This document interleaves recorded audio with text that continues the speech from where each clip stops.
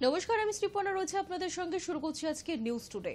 সন্দেশখালী মামলা তদন্ত করবে সিবিআই। রাজ্যের আর্জি খারিজ করে জানালো supreme court. Kolkata high court Sandeshkhali মামলায় সিবিআই তদন্তের নির্দেশ দিয়েছিল, আর সেই নির্দেশকে চ্যালেঞ্জ করে সুপ্রিম কোর্টে মামলা দায়ের করে রাজ্য। রাজ্যের আর্জি খারিজ করে সন্দেশখালী মামলা তদন্ত করবে সিবিআই জানিয়ে দিল সুপ্রিম কোর্ট। সেই সঙ্গে শীর্ষ আদালতে প্রশ্ন, কেন একজনকে বাঁচানোর চেষ্টা করছে রাজ্য সরকার? সন্দেশখালীর ঘটনায় অন্যতম অভিযুক্ত সাসপেন্ড হওয়া তৃণমূল নেতা শাহজাহান শেখ। রাজ্য সরকার তাকে বাঁচানোর চেষ্টা করছে বলে আগেই অভিযোগ উঠেছিল। সোমবার সুপ্রিম কোর্টও তা নিয়ে প্রশ্ন তুলল। আর এর প্রেক্ষিতে রাজ্য সরকারের আইনজীবী অভিষেক মনু সিংভি আদালতে জানিয়েছে 43টি এফআইআর হয়েছে শাহজাহানের বিরুদ্ধে। তার মধ্যে রেশন দুর্নীতি সংক্রান্ত এফআইআর রয়েছে। চার্জশিটও দেওয়া হয়েছে 42টিতে। শুনানিতে সুপ্রিম কোর্টের বিচারপতিরা স্পষ্ট জানিয়েছেন, এই মামলায় আদালতের পর্যবেক্ষণ যাতে কোনোভাবে বিচার প্রক্রিয়ায় না পড়ে তা নিশ্চিত করতে হবে।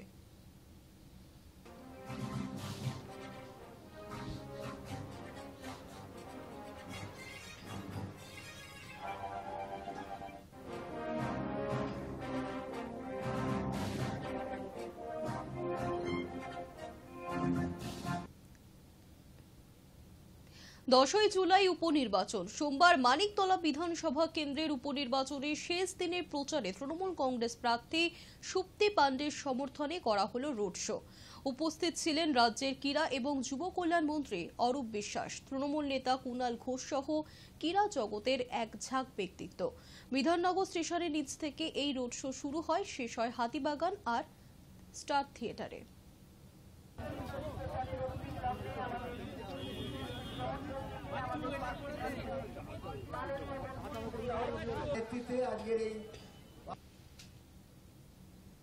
ডেটিং অ্যাপে ফাঁদ, এক তরুণী সহ 4 জনকে গ্রেফতার করল পাটুলি থানার পুলিশ। পাটুলির বাসিন্দা এক যুবকের সঙ্গে ডেটিং অ্যাপে পরিচয় হয় এক তরুণীর। অভিযোগ, রবিবার গলফ গ্রিনের একটি ফ্ল্যাটে তরুণীর সঙ্গে দেখা করতে গিয়ে ফাঁদে পড়েন ওই যুবক। তরুণীর সঙ্গে আরও 2 যুবক সেখানে ছিলেন। পাটুলির যুবককে মারধর করে আটকে রেখে তার মাকে ফোন করিয়ে 1 লক্ষ টাকা চাওয়া হয় বলে অভিযোগ। পাটুলি থানায় অভিযোগ দায়ের হলে টাকা দেওয়ার টোপ দিয়ে ডেকে পাঠানো হয়। যুবকের মোটর বাইকে চড়ে অভিযুক্তরা টাকা নিতে এলে পুলিশ হাতে নাতে পাকড়াও করে। এরপরই অরবিন্দ নগরের একটি ফ্ল্যাট থেকে যুবককে উদ্ধার করে পাটুলি থানার পুলিশ। অভিযুক্ত তরুণী সহ আরও একজনকে ওই ফ্ল্যাট থেকেই পাকড়াও করা হয়েছে।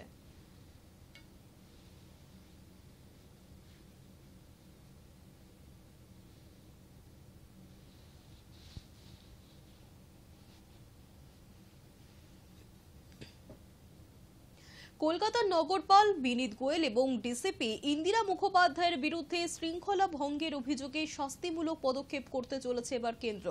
স্বরাষ্ট্র মন্ত্রক সূত্রের খবর, রাজ্যপাল সিবি আনন্দ বোসের দেওয়া রিপোর্টের ভিত্তিতেই কলকাতা পুলিশের 2 কর্তার বিরুদ্ধে শাস্তিমূলক পদক্ষেপ করা হবে। রাজ্যপালের পদকে কলঙ্কিত করার অভিযোগ উঠেছে কলকাতা পুলিশ কমিশনার বিনীত গোয়েল এবং ডেপুটি পুলিশ কমিশনার ইন্দিরা মুখোপাধ্যায়ের বিরুদ্ধে।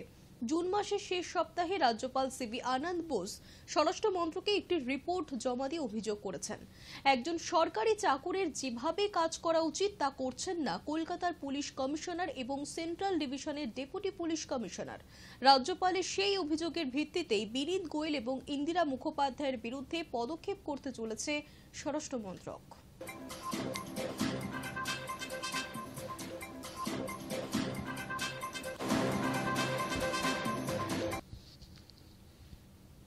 কাউন্সিলরের দাদাগিরি, মৃত্যু হলো এক তৃণমূল কর্মীর। পুজো কমিটির দখল কার হাতে থাকবে তা নেই বচসার জেরে মর্মান্তিক ঘটনা ঘটল ব্যারাকপুরে। মৃত্যু হলো পার্থ চৌধুরী নামের এক তৃণমূল কর্মীর। মৃত্যুর নেপথ্যে স্থানীয় তৃণমূল কাউন্সিলরের দলবলকেই দায়ী করা হচ্ছে। অভিযোগ উঠছে, পুজো কমিটির বৈঠকের সময় ঘরের দরজা বন্ধ করে পার্থ চৌধুরীকে মারধর করা হয়েছে। এরপর ব্যারাকপুরের একটি হাসপাতালে তাকে নিয়ে যাওয়া হলে চিকিৎসকেরা তাকে মৃত বলে ঘোষণা করেন। ঘটনার খবর পেয়ে এলাকায় যান বিজেপি নেতা কৌস্তব বাগচি। হাসপাতালে যান ব্যারাকপুর পৌরসভার চেয়ারম্যান উত্তম দাস। ধাক্কাধাক্কি রীতিমতন আমাদের মেয়েদের ধাক্কাধাক্কি করেছে, আমাদের বলেছে শাটার বন্ধ করে দেবো, বেরোতে দেবো না যতক্ষণ না কমিটি তৈরি হবে। আমরা এটা বাপ্পা ছেলেগুলো ওদের ছেলেরা সবাই করেছে। আর আমাদের বাপাদার বলেছে যে আমি বেরোতে দেওয়া হবে না, কল্যাণী মধ্যে বলেছে বেরোতে দেওয়া হবে না 100 বার। সে তো আমাদের হেড ছিল, সে কেন ওদেরকে নিয়ে এলো? আর ওরা যাদের এনেছে সবাই সিপিএম পার্টি। এমনকি আমরা যখন বাইরে শুনতে পাচ্ছি মারপিট হচ্ছে, আমরা বেরোতে যাচ্ছি, বেরোতে দিচ্ছে না, তখন আমার যে সেক্রেটারি, যে তারই হাজবেন্ড হচ্ছে পার্থ, তাকে বলছে যে আগে কমিটির মিটিং শেষ করবি তবে বরকে দেখতে যাবি, তার আগে যেতে দেওয়া হবে না। ওডিসি ক্লাব বলকালকা রোডে দীর্ঘদিনের একটা পুজো ক্লাব। আমরা দেখেছি ওই অঞ্চলের একটা সবাই সভ্য লোক পুজোরা করে, কিন্তু এবারে যেটা ঘটনা শুনলাম কোনটা সত্যি কোনটা মিথ্যা সেটা তো তদন্ত সাপেক্ষ। এখন একটা ছেলে, সে মিটিংয়েও ছিল না, তার ওয়াইফ ওরা ছিল, সে বাইরে দাঁড়ানো ছিল, তার মায়ের বক্তব্য অনুযায়ী তাকে নাকি কারা ডাকাডাকি করেছে, সেই হিসাবে টেনশনে স্ট্রোক হয়ে গেছে। এখন যাই হোক, আমরা অবশ্যই চাইবো এটা পুলিশি তদন্ত করে যদি কেউ দোষী সাব্যস্ত হোক তার বিচার আইনের মতো চলবে। ছেলে ধরা সন্দেহে ফের গণপিটুনির শিকার এক যুবক। বসিরহাটের রাজেন্দ্রপুর গ্রাম পঞ্চায়েতের মোমিনপুর দাসপাড়ার ঘটনা। অভিযোগ, সন্দেহজনকভাবে এলাকায় ঘোরাঘুরি করছিল ওই যুবক। তারপরই যুবককে ছেলে ধরা সন্দেহে মারধর করতে শুরু করে স্থানীয় বাসিন্দারা। ঘটনাস্থলে পৌঁছয় মাটিয়া থানার পুলিশ। বিগত বেশ কিছুদিন ধরে সন্দেহের বশে গণপিটুনির অভিযোগ সামনে এসেছে বিভিন্ন এলাকা থেকে। রাজ্য প্রশাসনের তরফে সতর্ক করে নির্দেশিকা জারি করা হয়েছে আইন হাতে তুলে না নেবার। তারপরও প্রশাসনের কথা কোনো রকম তোয়াক্কা না করেই চলছে গণপিটুনি।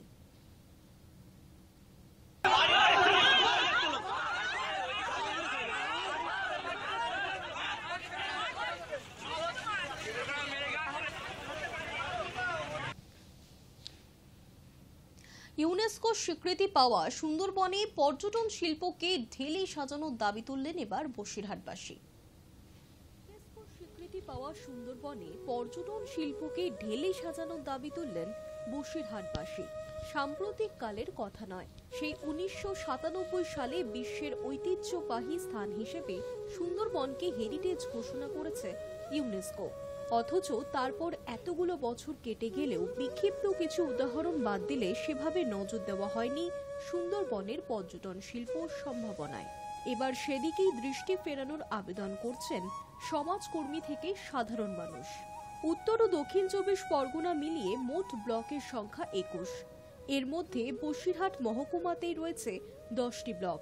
প্রত্যক্ষভাবে যুক্ত সুন্দরবনের প্রবেশদ্বারে রয়েছে হাসনাবাদ, হিঙ্গলগঞ্জ, সন্দেশখালী 1 ও 2 নম্বর, মিনাখা ও হারোয়ার মতো ব্লক। এ রাজ্যের সবচেয়ে বড় মহকুমা বলে পরিচিত বসিরহাটে কম বেশি 35 লক্ষ মানুষের বাস। ফলত সুন্দরবনে পর্যটন শিল্পের উন্নতি হলে ভৌগোলিক অবস্থানের নিরিখে বসিরহাটের অর্থনৈতিক ছবিটাই বদলে যাবে। সুন্দরবনে দেশ বিদেশের পর্যটকদের ভিড় বাড়লে বসিরহাটের বাসিন্দাদের কর্মসংস্থানের সুযোগ বেড়ে যাবে কয়েক গুণ। উপকৃত হবেন তারা। বসিরহাট সুন্দরবন, সুন্দরবন বসিরহাট, সাগর মোহনায় অসংখ্য দ্বীপ নিয়ে গড়ে উঠেছে বসিরহাটের এক অংশ। আমরা গর্বিত এই সুন্দরবন নিয়ে। সারা বিশ্বের এত দ্বীপ আর কোথায় আছে? আমার বসিরহাটের এই অংশই তো সারা বিশ্বের মধ্যে প্রথম হওয়া উচিত। তবে কেন এই বসিরহাট, এই সাগরের মোহনা আজও মানুষের চোখে ধরা পড়ল না? সুন্দরবন শুধু সুন্দর নয়, সুন্দরীও। কারণ এখানে বনজ সম্পদ যেমন প্রচুর, তেমনি অসংখ্য খাঁড়ি, অসংখ্য দ্বীপের মাঝে যে জলাভূমি সংলগ্ন দৃশ্য, সেই দৃশ্য কিন্তু অতি মনোরম। তাই অবিলম্বে পশ্চিমবঙ্গের এই অংশকে পর্যটনের আওতায় এনে সুন্দর করে গড়ে তোলা এবং পর্যটকদের চোখের সামনে ভাসিয়ে দেওয়া। আমার মনে হয় ভারতের কাশ্মীর দার্জিলিংয়ের পরে কিন্তু এই সুন্দরবনই হবে শ্রেষ্ঠ পর্যটন কেন্দ্র। গঙ্গা, ব্রহ্মপুত্র, মেঘনা নদীর মোহনায় বঙ্গোপসাগরের বদ্বীপ সুন্দরবনের বিপুল প্রাকৃতিক ঐশ্বর্য কারুর অজানা নয়। আর 102টি দ্বীপ রয়েছে সুন্দরবন জুড়ে। এর মধ্যে 48টি দ্বীপ জুড়ে বিস্তীর্ণ ম্যানগ্রোভ অরণ্য। কাঁকড়া, হেতাল, কেওড়া, সুন্দরী, গরান ও গেওয়া সহ 66টি প্রজাতির ম্যানগ্রোভ লক্ষ্য করা যায় এখানে। কম বেশি 1586 প্রজাতির প্রাণী বাস করে সুন্দরবনে। রয়্যাল বেঙ্গল টাইগার তো গোটা বিশ্বের কাছে পরিচিত। এছাড়াও বিভিন্ন ধরনের পাখি, চিত্রা হরিণ, কুমির, সাপ সহ অসংখ্য প্রজাতির প্রাণী সুন্দরবনের জীববৈচিত্র্যকে বিস্ময়কর করে তুলেছে। প্রতি বছর সেই বিস্ময়ে বিমুগ্ধ হতে দেশ বিদেশ থেকে ছুটে আসেন অসংখ্য পর্যটক। বসিরহাটের মানুষদের দাবি, বিশ্বজোড়া কৌতূহলকে সুপরিকল্পিতভাবে পর্যটন শিল্পের আওতায় আনতে সচেষ্ট হোক সরকার। নতুনভাবে আরও ম্যানগ্রোভ লাগানো উচিত, রাস্তাঘাট দরকার যাতে পর্যটন শিল্পে আরও বাড়ে, নতুন নতুন রিসর্ট বানানো উচিত যাতে কর্মসংস্থান বাড়ে এবং যাতে এলাকার উন্নয়ন হয়। আমাদের এখানে সুন্দরবনের ম্যাক্সিমাম লোক যারা বাইরে কাজ করে, তাদের এখানে অর্থনৈতিক উন্নয়ন হলে তারা সবাই সুন্দরবন এলাকাবাসী উন্নত হবে। সুন্দরবনকে সুনির্দিষ্ট পরিকল্পনায় পর্যটন কেন্দ্রে পরিণত করতে পারলে কর্মসংস্থানের বহুমাত্রিক সম্ভাবনায় গোটা এলাকায় উপকৃত হবে। ছোট, মাঝারি এমনকি বড় শিল্প গড়ে উঠতে পারে পর্যটনকে কেন্দ্রীয় অবস্থানে রেখে। এছাড়া অনুসারী শিল্পের মধ্য দিয়ে প্রান্তিক মানুষের রুটি রুচিও নিশ্চিত করা যাবে তাতে, মনে করছেন বিশেষজ্ঞরা। Hi news network. News today এখনকার মতো এই পর্যন্তই। দেখতে থাকুন হাই নিউজ, নির্ভীক নিরপেক্ষ।